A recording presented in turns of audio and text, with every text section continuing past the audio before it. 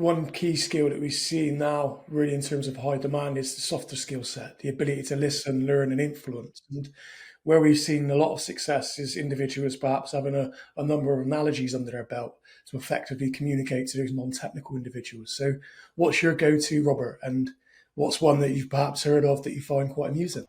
Do you know what? I think I like the analogy of like the house in some ways, because I think sort of around your house, first of all, I think people understand physical security a lot better than technical security. So I think with like a house, you can sort of lean into things around there. So think of your front door. If I offered your front door key to unlock your front door, your car, your gym locker, your work office, it sounds very convenient, but if you lose that key, lose it with your wallet, it's not very good at all. And that's kind of like reusing a password. Also, you make your front door too easy to get in. People are going to break in, but you make it too secure.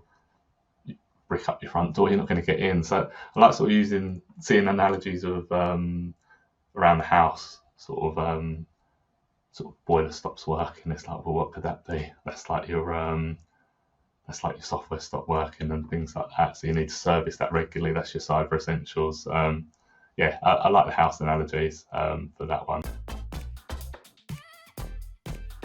Welcome to the Secure Cyber Connect podcast with Jay Adamson and Warren Atkinson, where we're joined by information cybersecurity, technology and talent acquisition professionals, sharing their journeys, unique perspectives and offer advice and guidance. Our topics on this episode will be the importance of technical controls in cybersecurity. Today we're extremely pleased to be joined by Robert Connor. Robert is a cybersecurity specialist with a background in IT engineering, helping businesses secure their networks, systems and cloud environments. After years supporting IT infrastructure, Robert witnessed the devastating impact of a ransomware attack on a client's business, which became a defining moment in his career. Seeing firsthand the damage, he recognised the urgent need for independent verification of security controls and a risk-based approach to cybersecurity. In 2020, he founded CyberSense, a consultancy specialising in penetration testing, Cyber Essential Plus audits, Microsoft 365 security assessments and phishing awareness training. CyberSense is a Cyber Essentials Plus certification body and an NCSC assured service provider, demonstrating its commitment to helping businesses achieve recognised cybersecurity standards. As a CISSP-certified cybersecurity professional and a CREST Registered Penetration Tester, Robert brings expertise in both technical and administrative security controls, enabling him to help businesses address a wide range of cybersecurity challenges, from securing their IT infrastructure to implementing effective governance and compliance frameworks. Robert's mission is to help businesses move from reactive security to proactive security by focusing on technical assurance, risk reduction, and continuous security improvement. He regularly shares insights through his LinkedIn newsletter, Securing Success, which provides practical cybersecurity advice for IT managers and business leaders. Rob, welcome to the Secure Cyber Connect podcast, and thank you for joining us. It's great to have you on the episode. Yeah, thanks for having me, guys. Here, thanks for the introduction as well. Thank you. We do try our best. Very nicely put. I appreciate it. So look, we always kick off by asking, I guess, if you could provide a very brief, high-level overview of some of the topics we'll be discussing on this episode. Yeah, for sure. So I'm here to discuss the importance of the technical controls in cybersecurity. We'll be touching on areas like risk management, certifications like Cyber Essentials Plus, and then sort of moving into more advanced topics like penetration testing, phishing simulations. Technical controls are one of the three pillars of cybersecurity, alongside people and processes. So, yeah, it'd just be good to sort of discuss how it plays a vital role and how businesses can adapt their technical controls. And before we get into it, I suppose we always ask people if they'd be kind enough to share something that you may be particularly proud of or excited about that wouldn't typically be featured or found on your LinkedIn profile, for example. Yeah, so I think probably the LinkedIn is the only place I've not talked about it, but I've run quite a lot of marathons in my life. Ran 6 marathons, best times 2 hours 53 minutes. Always tried to go through the London Marathon ballot, never had any success. So I realised there's a good for age time. So I sort of set out trying to sort of run a time good enough to be able to run London Marathon. So yeah, sort of stuck at it for a few years. I'm actually now sort of looking to run my first marathon in 7 years in the spring of this year. So yeah, just like sticking by it. Links into cybersecurity nicely with continual improvement, marginal gains and all that stuff. So yeah, that's probably something you might not have seen on LinkedIn yet. Maybe sort of if you're looking at my LinkedIn in April, I might be sort of boasting about a latest run. Nice. Well, we wish you good luck getting into the London Marathon going forward. Cheers. It sounds like you're certainly up to it for sure, based on those times. Yeah. Would you kind of describe maybe a time or a moment or a particularly significant challenge that you particularly faced in your career that defined your views on cyber? Yeah. So initially, so I used to always be IT engineer, network engineer, and sort of going back around like the mid 2010s, sometime around Christmas, one of the clients suffered a ransomware attack. I think sort of once you sort of see that firsthand, like devastation it sort of caused, the rebuilding, really sort of talked through it in some ways. Sort of weekend over Christmas, get a call, somebody in the company can't access files, and we sort of instantly knew this was probably a ransomware attack. So sort of headed up to the office. All the servers are down, backup's gone. You sort of spend a lot of time in the office that week. I reckon I probably did about 100 hours in 8 days, sort of rebuilding the network. And while you're walking around, you've got a lot of time with yourself. You sort of start realizing, like, I wish there was these things really sort of outside assurance. Somebody sort of try and break your network, see what they could do, assess your updates, test the users, and those services all existed. They're sort of cyber essentials, penetration testing, vulnerability scans, phishing simulations. So once you see it like close up like that, it's really sort of became like a mission and a service to make sure people don't feel the same way sort of went through that week. I think sort of a lot of IT managers sort of MSPs take the burden of cybersecurity when really it sort of doesn't just sit in IT. It's a full business risk, and it's only when that instant happens that suddenly sort of everybody's at the table, everybody's sort of ready to help, everybody wants to understand it more. So yeah, from that moment onwards, sort of became a mission to help people not go through that again. And I think when you witness the devastation of that for the first time and you see the impact, it stays with you, right? Yeah, definitely. Yeah, 100%. There's so much time that sort of was spent sort of rebuilding it, and I think it could have been worse, to be honest, because there was sort of access to backups, there was some servers still online, but the time, the resources that it took, it was it was even the fear of that happening again, happening to another client, or even as you're rebuilding the server, you're 80 hours deep, and suddenly, bang, second round of ransomware attacks, like that on the same client. Yeah, so it takes a while to sort of move on from it, and sort of don't really want sort of other people to be in that position to experience something like that again themselves. And that's obviously a high pressure environment there. Did you find at the time running, for instance, and that regular exercise, of course, you've been training for marathons for some time, did that help you sort of balance your mental health there, Robert? Yeah, for sure.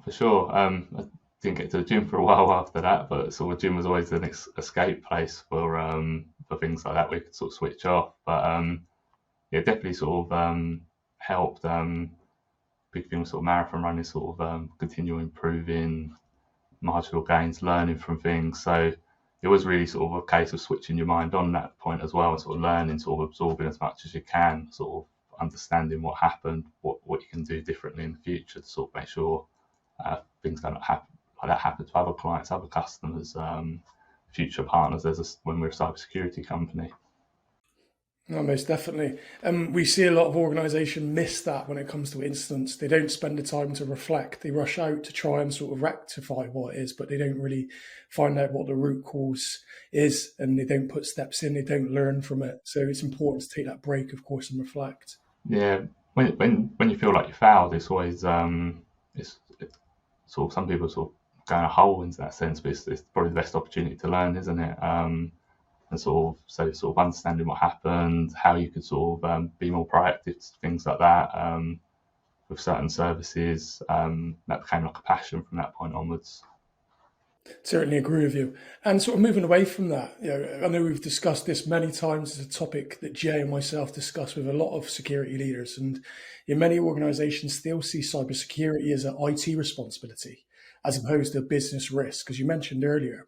And look, we couldn't agree with you more in that respect. And something that's very relevant within our community at the moment and amongst technology and security leaders is the question, how do we change that mindset? How do we convince businesses that cybersecurity is a strategic enabler rather than an isolated IT function? So, Robert, I'll be curious to gain your perspective in terms of how can we successfully educate leaders on cybersecurity as a business risk? So yeah, it's a great question, Warren. And the way I see it, sort of cybersecurity is three pillars. You've got people, processes, technology. If you can sort of impact one of those pillars, you've got the ability to basically take the building down, take the company down. And I think sort of a lot of times businesses just see that as the technical side, just the technical responsibility. It's a great starting block, hardening your technical solutions, but it's not going to be the only thing that causes a cyber incident. And I think sort of main thing for myself is sort of if you can do a bit of storytelling around that, and take, for example, I think the most common attack at the moment is business email compromise, where the adversaries were gain access to a employee's mailbox, and once they're inside the mailbox, they're sort of sitting there for a while. They're look out for some emails coming in to sort of make a financial transfer, and then just right at the end, just as that payment's about to be done, they're intercepted. If you sort of take that from the top, they've compromised the mailbox, bypassed MFA, password reuse maybe. So you've got a bit of technology and people there, and then when they've exploited the payment process, they've exploited the process. So if you just rely on IT, they might detect that suspicious login. The second that's missed, it's all down to the process, to people afterwards to detect it. And I think that's where, if they can understand that, then they can hopefully see the other pillars that you've got of cybersecurity. And from your perspective, what's the best way to integrate cybersecurity into risk management frameworks and, of course, tying them into strategic goals of the business? Yeah, so the way I see it, sort of cyber risk constantly ranks among the top risks for companies globally. I think in 2020 it was just placed behind a pandemic as the biggest risk to business. So definitely sort of think, first of all, business need to align to a framework, something like ISO 27001, NIST, CAF in the UK.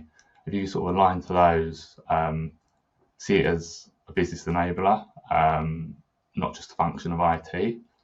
And yeah, from there, sort of look for ways to build the company, deal with the risks regularly. I think there's also a big question. I'm not sure if some of your other guests have touched on it before, but really, where do you report? Where does cybersecurity fit in a business? I think that's always sort of a critical initial step. Personally, sort of for myself, I'd say bigger companies, you're probably sort of looking to report into chief financial officers, risk managers, or chief risk officers. Smaller companies, you've probably got a more direct line to the CEO, COO. But you definitely need that top level buy-in, and I think sort of those people will tell you the strategic goals of the business, and then your job's to align the security to what those goals are, making sure they can sort of operate. They're not too secure that nothing works. They're not too open that not too ease of use that people can just walk straight through them. And how important is cybersecurity when it comes to business continuity planning? Yeah, I think sort of just from the ransomware incident we sort of talked about earlier, I think thinking correctly under pressures sort of vital. When an incident happens, you want people to sort of be rehearsed, know what they're doing, follow processes, not sort of having to wing it in that sense, working out what to do. So I think it's very important to have thorough tested plans. Tabletop exercises are superb, I think. I think sort of some people just avoid them by saying we can't get everybody in the room at the same time, but that's real life. You could have a ransomware attack when the CFO's on holiday in a completely different time zone, phone switched off. So what do you do then? So I think sort of, yeah, business continuity plan is critical. You need everybody needs to know what they're doing when an incident happens. Everybody needs to sort of work off muscle memory basically, and sort of help the company get back up as quick as possible. In terms of sort of providing businesses with UK government-backed cybersecurity certifications such as Cyber Essentials Plus, how do organisations choose the best partner or certification body? So the simple answer we pick CyberSense, isn't it? You set me up nicely there. When it comes to sort of certification bodies, there's quite a lot of us around the UK.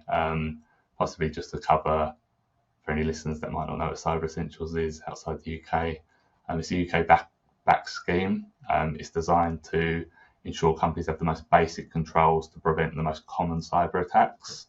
I think sort of maybe one thing to touch on when picking a partner, which I've seen going around a little bit, is there's a few companies that will guarantee a pass, which I think is quite dangerous, to be honest. I don't think I'd take my car in for an MOT if somebody guaranteed it a pass. I'd rather they tell me my tyres are worn, my brakes are worn. I don't want to find out about that when I'm driving down the M1 or something at night on a snowy day. So I think that's sort of important to make sure you're going to be audited thoroughly. They're going to make sure you're doing it right. For me, I'd say speak to the provider.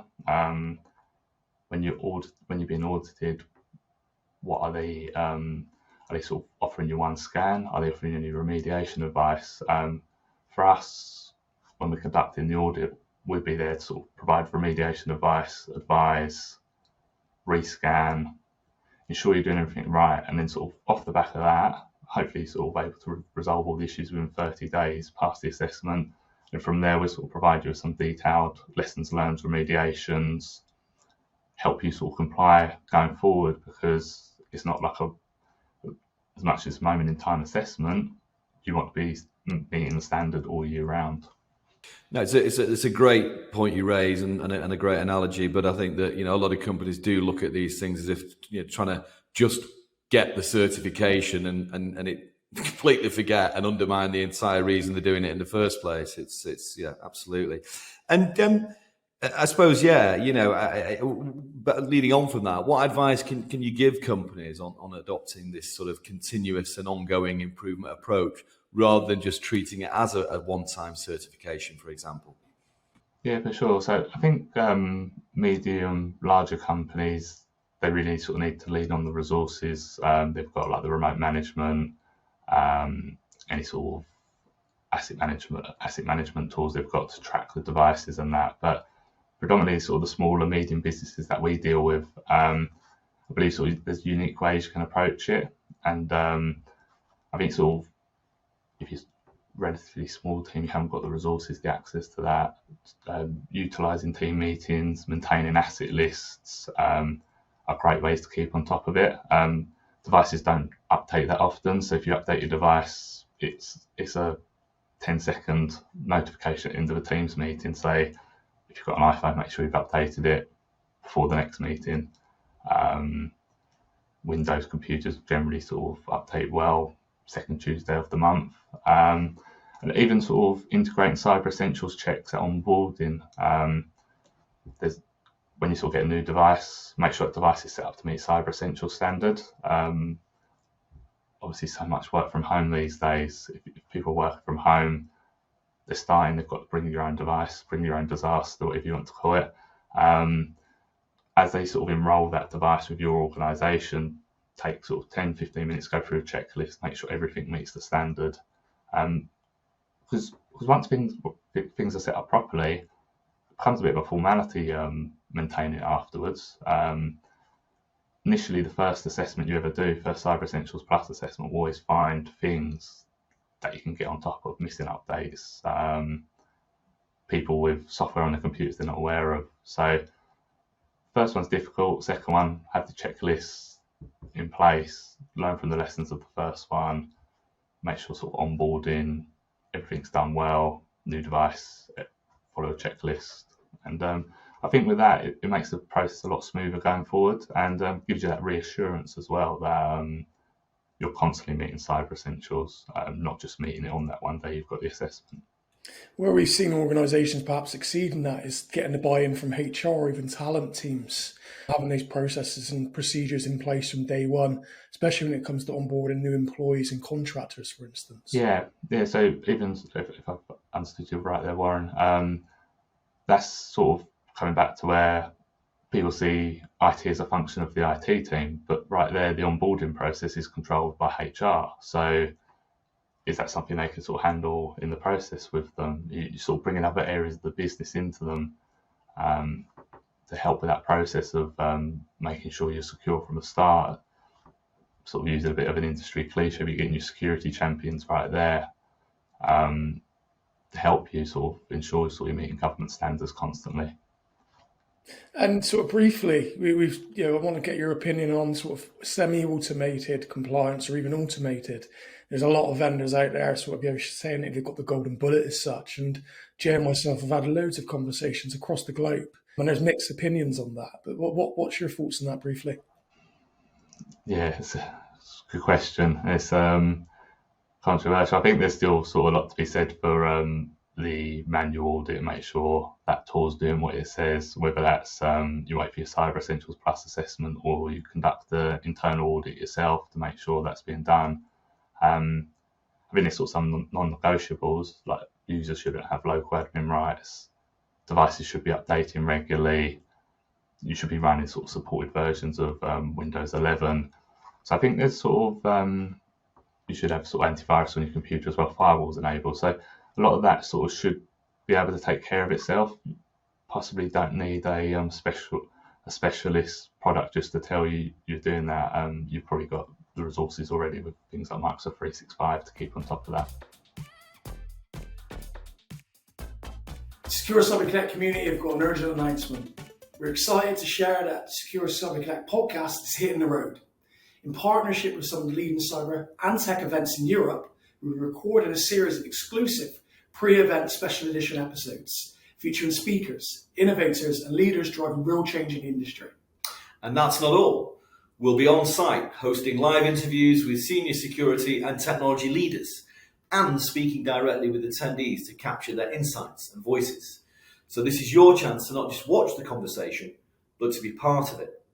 We'll be covering the Cyber Leaders Summit in Belgium, an invite-only forum for senior security decision makers, the International Cyber Expo at Olympia, a global stage for cutting-edge solutions and serious discussion, and DTX London, where technology, innovation, and cybersecurity all converge. So if you're attending, step up, show up, and be heard. If not, now it's time to register and join us. You can find more information in the description below. Let's move the conversation forward together.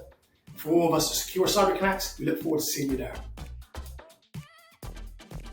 In terms of identifying vulnerabilities and looking at penetration testing, and I mean, in terms of continuous pen testing, how do many organizations stay ahead of their attackers and reduce their risk exposure? How do organizations go about understanding the scope and objectives of this, and of course, decide when it comes to choosing the right type of pen testing?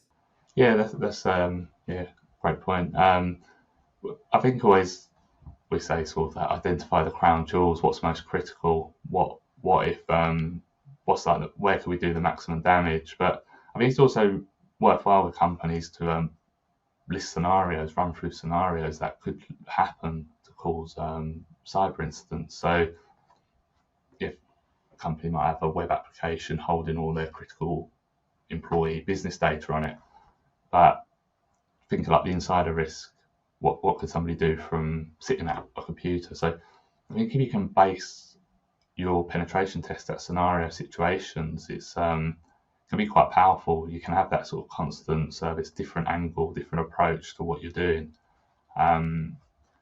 Most pen tests as well sort of last 4 to 5 days. It's always worth considering that an adversary in your network would have forever.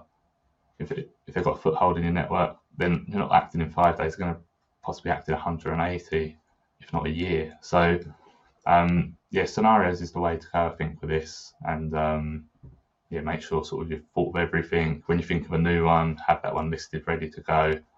I think that way, sort of, you're getting that constant feedback. You're getting sort of different findings, different remediation advice, different risks, different ways to approach it.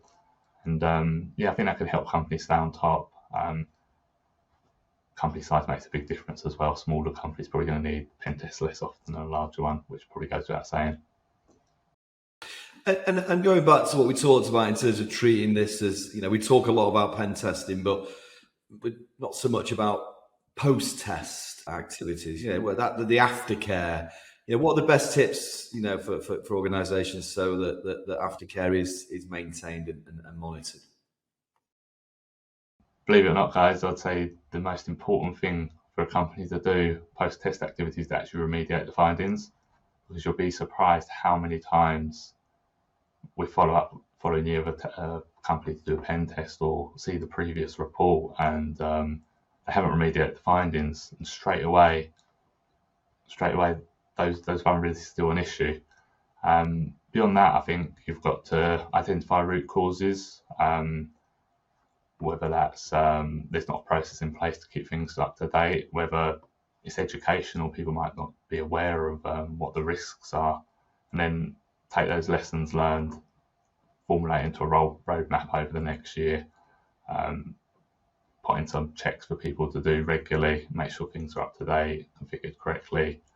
And once you sort of got a grip of that process, constantly circling around, learning your lessons, continually improving, it becomes a bit more of a formality to keep on top of those things. And then, unfortunately for us pen testers, we start finding less vulnerabilities in your system, and it becomes more of a challenge. And from your experience, Robert, how do you best communicate your findings to perhaps the internal security teams? Because we have many conversations with offensive security professionals such as yourself, and one of the challenges they face is that there is a resistance sometimes from those internal teams, especially if you're poking holes in terms of their security posture.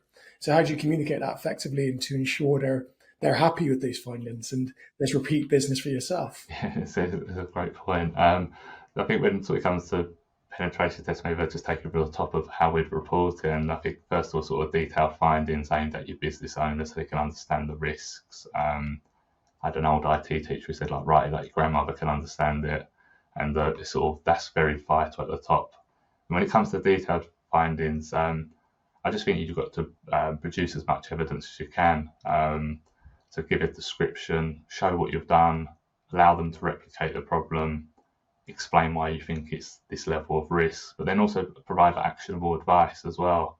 And then at that point, it's up for discussion. It always is up for discussion. But I think if you can sort of highlight how it's going to impact the business, the damage it can do, I think sort of most times dealing with internal network teams, web developers, I think they do appreciate it. And it's not, you can't patronize people. You can't sort of talk down to anybody when doing that. You just got to lay out the facts, let them sort of agree with you or disagree. They're constantly, as arguments, moving a high risk vulnerability down to a medium, so you don't have to remediate it. But you've got to stand strong to that and make them aware where you're coming from with that. No, I appreciate you sharing. And something that's quite relevant at this point in time is, organizations ensuring that their cloud environments are configured and, of course, secure. A high number of organizations are utilizing Microsoft services, for instance, and Microsoft security audits are obviously vital, especially given the amount of organizations that leverage Microsoft. So from your perspective, what is the value and benefit that comes with conducting Microsoft security audits, especially when it comes to those complex matrixed environments, Robert? Yeah, so I think sort of the topic shifted really, hasn't it? Like how many companies aren't on like Microsoft 365 or Google Workspace these days. But from the core, when you sort of get Microsoft 365, if I set up a business tomorrow as a non-technical person, I get the same settings as a business of 100 people set up the same day.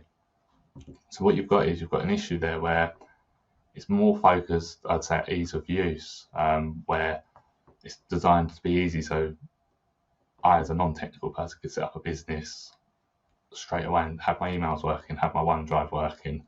There's hundreds of settings in Microsoft, and you need to make sure all of them are enabled as much as possible. I could give you an example of that. We've seen it when we're doing instant responses inside Microsoft 365 before.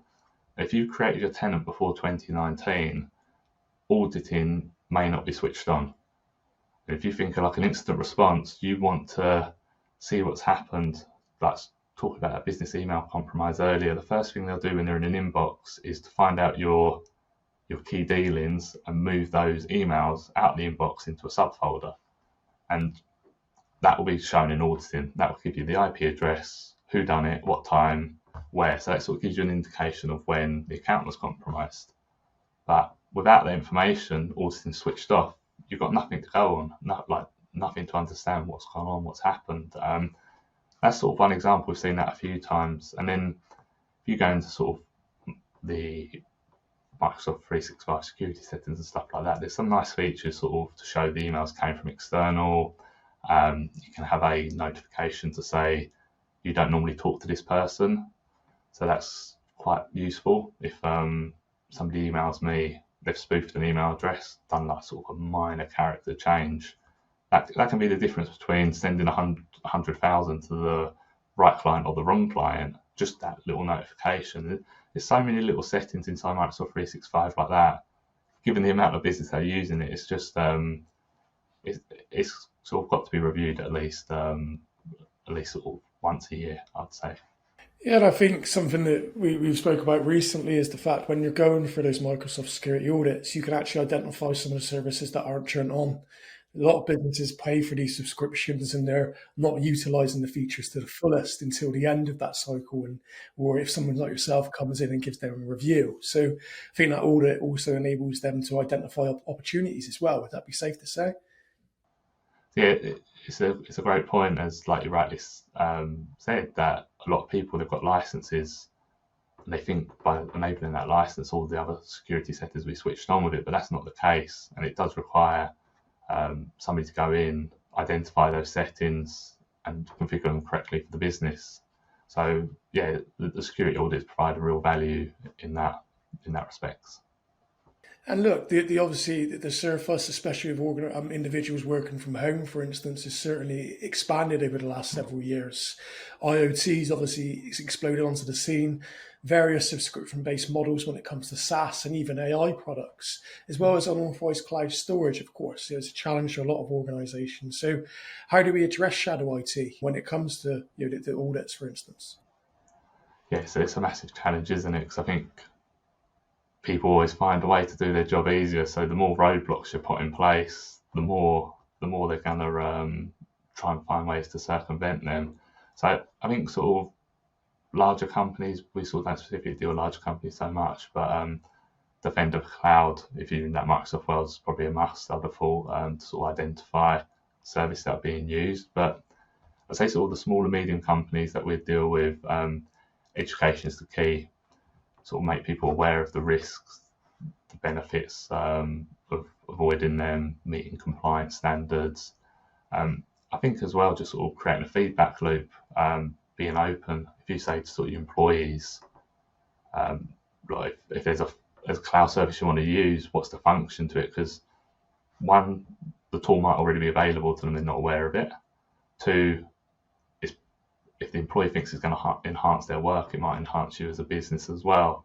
So I think sort of just having that openness with everybody really helps you, helps companies track that, keep on top of it, and then meet their compliance needs as well, and manage that risk. And look, essentially everybody is aware now that any robust cybersecurity awareness program, really, phishing simulations are vital in helping employees and organizations build that sort of culture of vigilance. How do you best integrate this into a broader security program and culture, and maybe give us an idea of some of the best tools and examples of phishing simulations?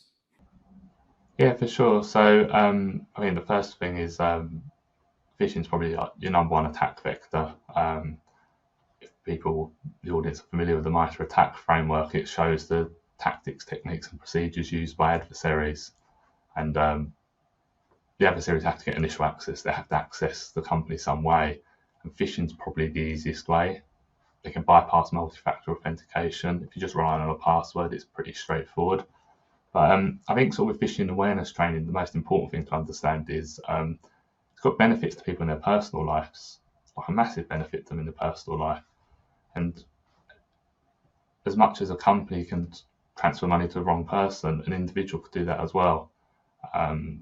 People got things on their phones they don't probably want to share with the world. So you sort of make that, you educate users on the importance of like not reusing a password, having multi-factor authentication enabled. They see the benefits to their personal life.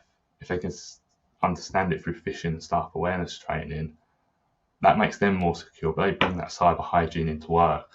I think that's really, for us, for me, that's the driver for it.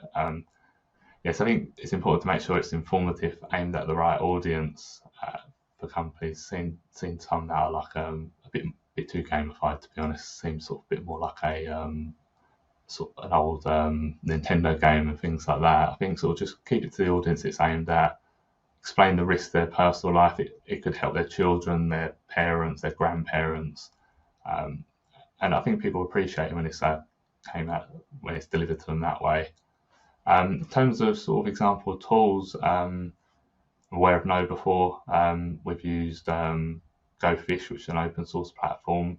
We've also recently got our own staff awareness phishing platform, which has the benefits of being adaptive, gamified. So by that I mean it'll send out phishing emails to employees. The better ones will receive harder emails less frequently. The ones who are a bit more suspect to clicking on the links will receive them more frequently.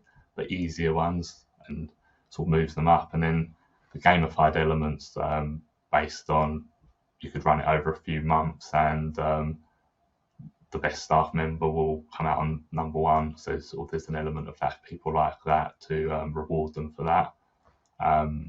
Regularly sends out staff awareness training emails to them as well, just brief videos to sort of inform them of best tips. And then just in terms of sort of examples I've seen recently, I think the worst I've seen recently is the QR codes. The thing I love with the QR codes, or not love, but what's so genius with in some senses, if you scan that with your phone, you're probably moving it off. You're probably moving the instant response and detection away from the computer. It's now onto your phone. The phone's likely probably an unmanaged device to the company. So with that, it's just got that little bit more powerful because you can sort of take it away from what the internal IT team can see. And then beyond that, what we're seeing quite a lot recently as well is where, say, a user at a company gets compromised, and then from there, the adversaries will just send out a mass email to 1,000 odd of their contacts with a link to a OneDrive file. People click the link to the OneDrive file, and inside the OneDrive file is a link to a website. They click the link to a website, and it puts them through the Microsoft 365 login process. At that point, they steal the session token and then sort of log in as the user they've just compromised. I think that's so powerful because if you sort of think of that, you've compromised one user, you send it to 1,000 people. You've got like a 30% click rate, that's 300 people. You send that from that 300 people to another 1,000, like the numbers are crazy, like they must have, how many mailboxes they must have control of by the end. Thanks, Rob. Appreciate you sharing your perspective on that. And of course, by now the audience know that you're both NCSC assured as well as CREST accredited. And of course, career advice is important. That's one of the reasons that we've got the podcast itself. So could you briefly share with us perhaps 2 or 3 pros to being a cybersecurity consultant versus two or three cons of being a cybersecurity consultant? Yeah, for sure. So I think I love the service and the mission to be being a cybersecurity consultant. You sort of, as from experience, that ransomware attack in the past, you want businesses to do what they love doing. You want them to thrive what they're doing. So there is that level of service when you sort of provide them advice, they take it on board, they listen to you. It's really rewarding in that sense. So the service and mission is certainly one. I think cons I've sort of experienced with some projects is where you don't have that top level buy-in. but you're taking on a lot of accountability and responsibility for that as well. They're sort of sometimes some of the most challenging customers, where you sort of see it as an IT problem shifted to the side, and you spend projects speaking just to IT managers, sort of realizing you're not instigating much change across the organization as you'd like to. And you sort of get that lingering fear a little bit that there could be a incident not too far away, and all your hard work may be seen as a part of the cause.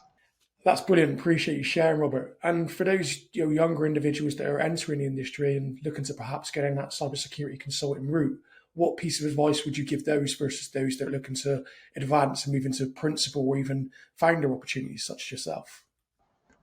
Yeah, I think immersion's the key. I think if you're sort of here, you're in the right place. Sort of listening to yourselves every week, getting insights from people in the industry. Just from my own experience, I used to sort of spend the train listening to a lot of football podcasts, doing a bit of Duolingo and things like that. And there's a lot of time in your day where you can sort of spend time listening to cybersecurity news podcasts, getting your own opinion, building off that. So I think sort of that immersion into the industry, however you prefer it, if it's videos, podcasts, reading articles, is vital for people coming up looking to sort of get a deeper understanding of the industry. You can learn so much from that. And then beyond that, I'd say probably like curiosity on the technical side. Some amazing tools out there these days. I wish there was around when I was a bit younger myself. I think sort of if you can sort of get hands-on with anything, if you're interested in that world, walkthroughs and videos, I think they're great as well. I don't have infinite time to be able to sort of sit on box and try and break them all day from a pen testing point of view. But if you can sort of read, understand a walkthrough in a video, make some notes, and then have the mindfulness that when you see it in a real life scenario that you can sort of lean on that and test it obviously first and then sort of run it in your environments is quite important. I certainly agree with you. And one key skill that we see now, really in terms of high demand, is the softer skill set, the ability to listen, learn, and influence. And where we've seen a lot of success is individuals perhaps having a number of analogies under their belt to effectively communicate to those non-technical individuals. So, what's your go-to, Robert? And what's one that you've perhaps heard of that you find quite amusing? Do you know what I think? I like the analogy of like the house in some ways, because I think sort of around your house.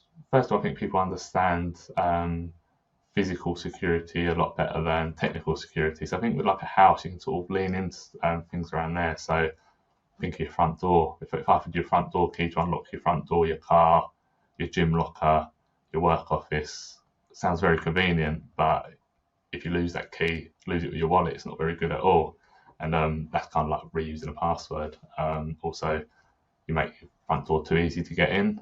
People are going to break in, but you make it too secure, you brick up your front door, you're not going to get in. So I like sort of seeing analogies of around the house, sort of boiler stops working. It's like, well, what could that be? That's like your software stopped working and things like that. So you need to service that regularly. That's your cyber essentials. I like the house analogies for that one. I think they can work quite well if you give them some thought.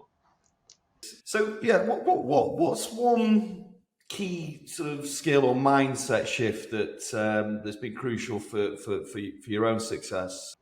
Yeah, for myself, when I was 30, I read the book Black Box Thinking, and that completely changed how I sort of see failure. That sort of mindset to embrace it. It's a lesson learned. Certainly helped me through when clients suffered a ransomware attack. So I think that's sort of massive for me. When you identify you make a mistake, look at an opportunity to turn that into your strength. Spend some time working on that, whether that's technical skills, soft skills, whatever it is. You've got to learn from your mistakes, and then beyond that as well. From the marathon training, I sort of learned this one.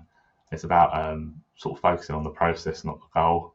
And for example, I'd like to run this marathon in the spring in around about 3 hours, 10 minutes.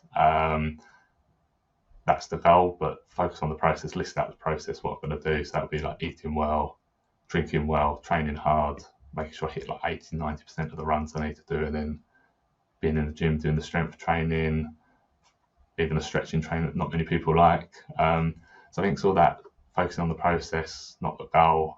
If you get the process right, the goal will come. And then if you fail, learn from it, and you've got that little loop there, feedback loop to keep working on. A week of leg days, Rob. Never sounds fun. Yeah. No, it doesn't. No. Never skip leg day though. Yeah. So look, thank you for your insights today. I think there's been some great stuff that you've shared with us. I think, looking at that real getting that, mindset of a cyber DNA, in all generations is vital. And I think that's certainly come across in a lot of the intel you've provided. Just to finish, what sort of sets, CyberSense apart from many of the other consultancies within the cyber sector, and what does the future hold for you and CyberSense going forward? Yeah, so I think sort of key for us is we like being proactive. We'd rather you come to us and speak to us now than during an incident or after an incident. We like to be transparent, build trust. We continuously adapt our skills, keeping up to date with the latest news, making sure you're one step ahead of these adversaries. And then I think sort of big for us as well, where we sort of deal with small, medium companies, is really focusing on that, like optimize what you've got at the moment before we look to go and suggest sort of investments and new products.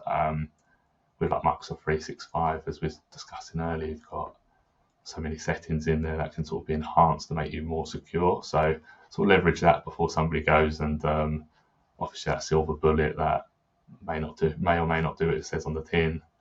And then for the future, really, we love helping businesses, so sort of empowering companies to stay ahead of those threats. Again, sort of be proactive. Things we discussed on, like continually improving your security. We adapt our approach so we can keep you one step ahead as well. And we love partnering with companies that need help, where they're sort of being leaned on for cybersecurity resources but don't have it. So we're always open to that as well. So if you're an MSP listening, definitely get in touch. We'd love to talk to you. And to our audience, we've met Rob in person. We actually met him earlier last year at an awards ceremony, which recognises those individuals that have actually contributed to the ecosystem in a positive respect, as opposed to some of the sharks that are out there. So we do highly recommend Robert and the business there. 100%. Thank you. Thanks, I really appreciate that. Obviously LinkedIn for people that want to reach out to you, right, Rob? Yeah, for sure. Yeah, so LinkedIn, I try and keep on there quite a lot. So if you search Robert Connor, Connor CONNOR, and then probably type in cyber afterwards, and you should be able to find me, or find me through your page, Warren or Jay. And then our company page is CyberSense UK. So it's linkedin.com/company/CyberSense UK. And if you want to reach out by email, hello@cybersenseuk.com. That's great. And the newsletter as well, yeah. So bi-weekly at the moment. Whether I'll sort of be brave enough to step it up to a week, we'll find out. And that's called Securing Success, and that's aimed at small, medium business owners trying to sort of just put cyber risks into a easy to understand manner, give a few little compliance tips and some Q&As or threats that have happened over the last week. Thanks, Rob, and I'm sure the community and our listeners will have found a great deal of value in today's session. As always, to continue the discussion, we invite you to join the Secure Cyber Connect community. We offer a range of collaborative solutions for tech and security professionals at no cost. And if you want to know more and you want to gain access to the community and any of our initiatives, please visit secure-recruitment.com/cyber-connect/, where you'll gain access to expansive community, cross-sector mutual mentoring, weekly online networking sessions, and interviews such as this, with up-and-coming panel discussions and masterclasses scheduled for 2025. Thank you very much.